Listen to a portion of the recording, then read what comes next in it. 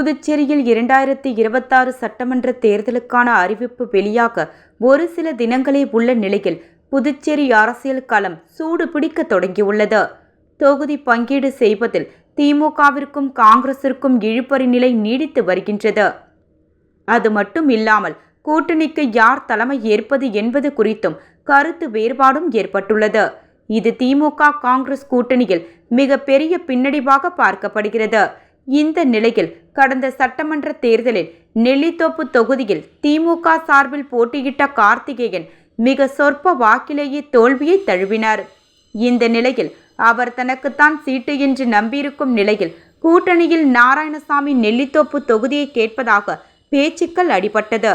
இதற்கெல்லாம் ஆப்பு வைத்தது போல் OPS ஸ்டாலினுடன் இணைய அந்த தொகுதியை ஓம்சக்தி சேகர் கேட்பதாக தகவல் வெளியாகியுள்ளது. அது மட்டும் இல்லாமல் திமுக சார்பில் ஓம்சக்தி சேகர் நெல்லித்தோப்பு தொகுதியில் களம் இறங்குவது 100% உறுதிப்படுத்தப்பட்டுள்ளது.